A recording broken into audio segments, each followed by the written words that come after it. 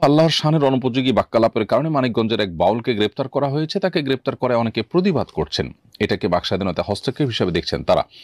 আমার জানার বিষয় হলো বাকস্বাধীনতার সীমা কতটুকু এবং এ ধরনের দৃষ্টতার শাস্তি কি হওয়া উচিত।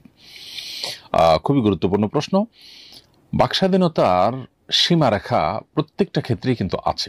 যারা আল্লাহ তাআলা সম্পর্কে আজে বাজে উক্তি করার বিষয়টিকে বাকস্বাধীনতা হিসেবে দেখছেন এবং সে ব্যক্তি গ্রেপ্তারের প্রতিবাদ করছেন, আমি তাদের কাছে বিনয়ের সাথে প্রশ্ন রাখতে চাই, কেউ যদি বাংলাদেশের সংবিধান, বাংলাদেশ রাষ্ট্রের বিরুদ্ধে অবস্থান নেয়, কথা বলে, তাহলে তার সেই কথা বলাটাকে মত প্রকাশের স্বাধীনতা, বাকস্বাধীনতা হিসাবে তারা দেখবেন কি না?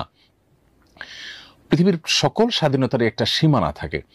বাকস্বাধীনতা বলি বা ব্যক্তি স্বাধীনতা বলি, মত প্রকাশের স্বাধীনতা বলি, এই সবগুলোর কিন্তু একটা সীমা আছে। সীমাহীন বাকস্বাধীনতায় পৃথিবীর কোনো সমাজ, কোনো মানুষই কখনো পরিপূর্ণভাবে বিশ্বাস করে না। একটা সমাজের 90% মানুষ বা তারও বেশি সংখ্যক মানুষ আঘাতপ্রাপ্ত হতে পারে, সংক্ষুব্ধ হতে পারে, সেরকম উক্তি করা এটা কিভাবে বাকস্বাধীনতার মধ্যে পড়ে? আপনি আমাকে, আমার বাবা মাকে তুলে গালিগালাজ করবেন আর বলবেন যে তিনি তার মতের প্রকাশ ঘটিয়েছেন, তিনি তার বাকস্বাধীনতা ভোগ করছেন, এটা কি কোনো সভ্য সমাজে গ্রহণ করবে?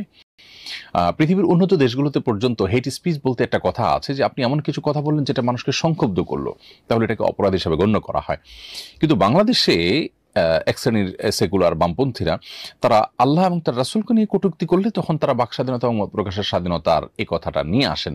কিন্তু এই ছাড়া অন্য অনেক জায়গায় তাদেরকে আমরা এই বাকস্বাধীনতা এবং মত প্রকাশের স্বাধীনতার এই সবক দিতে দেখি না।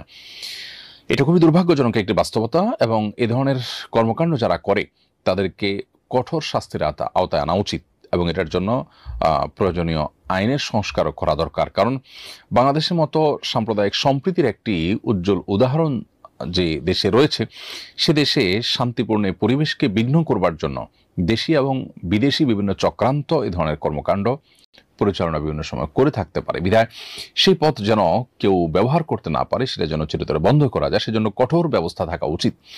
এবং তথাকথিত মত প্রকাশের স্বাধীনতা বা বাক স্বাধীনতার নামে এ ধরনের বিষয়গুলোকে যারা প্রশ্রয় দিয়ে থাকেন তারা নিজের সঙ্গে প্রবঞ্চনা করছেন, প্রতারণা করছেন বলে আমরা মনে করি।